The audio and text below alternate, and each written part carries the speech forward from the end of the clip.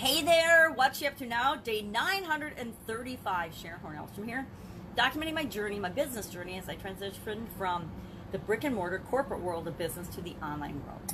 Part of my divorce a couple of years ago, I've actually been divorced for a long time, but finally separated out all the businesses and transitioned and moved a few years ago from my traditional businesses to the online world. Part of my divorce was I had to get rid of all my businesses and all my entities that I had with my ex-husband. And so that actually freed me up for the opportunity to explore new things, look into different businesses and go a different direction than I ever had been able to when I was married. I was able to say, nope, this is the direction I want to go in, not the direction we need to go in or we want to go in.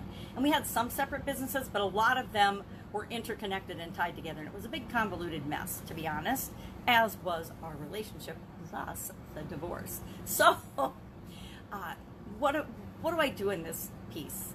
What do I do in this little podcast or video log or vlog episode? It's amazing all the new vocabulary we have going from the offline to the online world. Things that I never even knew what they meant before. I'm like, I would never know what a vlog was before. I remember looking up on my phone things the kids would say or initials they'd use. I'd be like, what the heck does AF mean? And it wasn't that long ago that I had to actually Google AF because everybody was using it in their posts and things. I'm like, what does that even mean? What the heck is AF? After?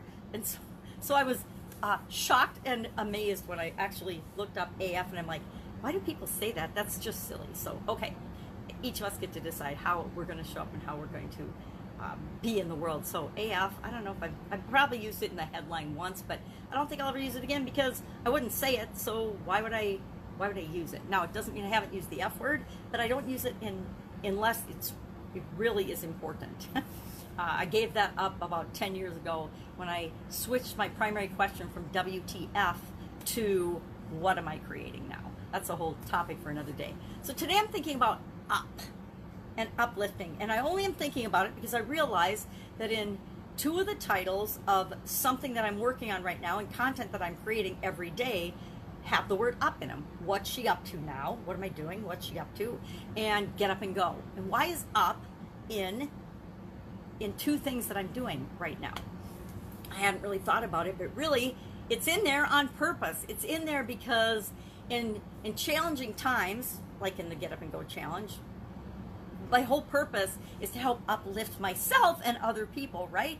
It's about making sure that I am focusing on the solution and making the world a better place during times of turmoil and trials and unrest and chaos, right?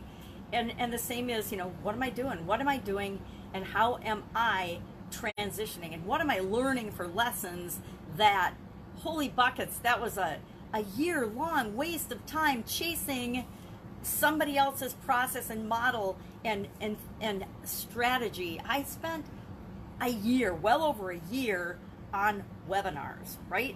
Figuring out how to do them, mastering them, creating them for myself and for other people. And then I realized I don't even really like webinars. I mean, they're a great tool. I like them for certain things, but I certainly didn't like the way I was learning to do them. It didn't feel authentic and right to me. So instead of feeling like I was being uplifted, I felt like it was dragging me down, trying to force myself into this box and use a strategy that didn't necessarily feel right to me.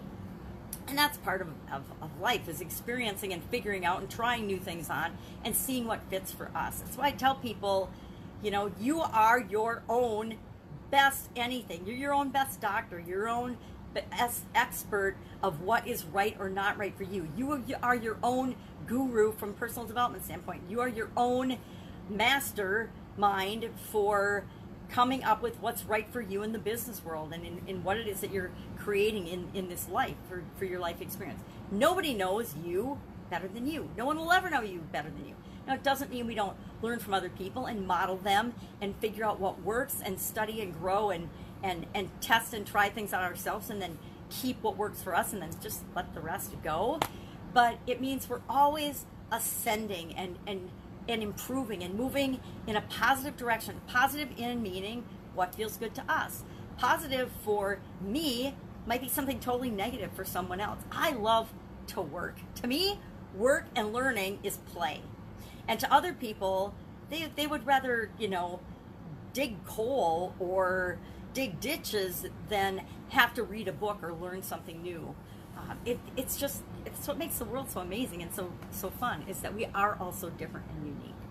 So I've been thinking about the word up today, and I will continue to think about the word up today as we go through the Get Up and Go Challenge. Get Up and Go Challenge, I am doing something that I've been coaching people on literally for decades, that I personally, if I'm honest with myself, did not do a good job of in the offline world, and I'm repeating that same pattern, which, thank you, Lynn Grabhorn from Excuse Me, Your Life is Waiting Playbook. I'm back to looking at patterns and lessons, because all of us come into this life and this journey of our life experience with lessons we want to learn, things we want to learn, and ways we want to be and become and show up. And part of that work shows up in the challenges that I do for myself and for other people, because I will admit every challenge I do has a component of me learning and growing and expanding and becoming the truest, best version of myself on a continuous improvement path to become that person every time I do a challenge. That's why I started doing challenges on purpose. I mean, we all have challenges that come to us automatically and we need to deal with them, but I started at least maybe longer than 2 decades ago. I would say I started in high school and in college purposefully creating challenges for myself so that I could improve in some area or aspect of my life, whether it was learning a new skill or a new topic, whether it was getting in better physical condition so I had more energy to actually succeed in college, whether it was getting over chronic pain and inflammation and some freaky illnesses that no doctors could figure out, whatever it was. So that's what I'm thinking about. Mixing up my entire day, going on a day trip with my family to deal with some business issues and some challenges. Also, Supersize Your Business. In addition to all this, I'm participating in the ClickFunnels High Ticket Secrets 21-Day Challenge. And I'm going through that just to kind of tweak and see if I'm missing anything in how I'm presenting my high ticket products and services. Because every time we go through something, we learn something new. Do I and have I been exposed to 90+% of what's in that challenge already, and already on multiple occasions? Yes. But am I absolutely positively doing, and have I done everything that they're saying and recommending that you do in that challenge? I must say no. No, I haven't. Have I done, for every challenge I've ever done, an email sequence? No. Have I set it up how they recommend and how everybody else is setting them up these days? And will I? No. The answer is no. I will pick and choose what's right for me. But I want to learn and continue to learn from other people. What are they doing? What's working? What's not? Why is that working? Why does that resonate with me? Why does it not? Why will I never do that over my dead body, etc.? So I continue to learn and grow on that front too. That's it. That's all I've got today. I'm obviously, my mind is somewhere else, and so I need to get my mind where my mind needs to be.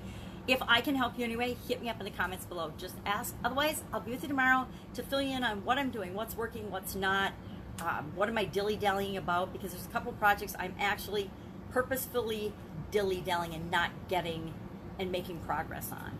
And that's because a part of what I'm doing is really getting in and laser focused on an area and aspect of my life that I have been wishy-washy in.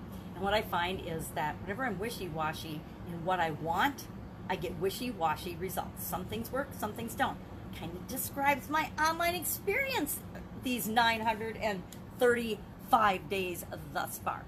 Some really, really, really big highs and wins, some really, really, really low epic failures, but I'm looking for that consistent trending upward success that I created in the offline world. That's what I'm here for. That's what I'm trying to duplicate. That's what I will duplicate, and hopefully make it so that you can go and jump off from where I am right now whenever you're exposed to me, and skip all the nonsense and the stuff that I did wrong and just jump into, hey, this is what's working. Start here. Do this, and leave all the rest behind. And guess what? Will you make mistakes? Will you fall off? Will you mess stuff up? I guarantee it. I absolutely positively guarantee you won't do it perfectly right the first time. No matter how many people you model, no matter how many things you try. It's just the nature of the beast. We have to become who we need to become before we achieve what it is that we want to achieve. That was an interesting one. All right, have an awesome day. I will be with you tomorrow.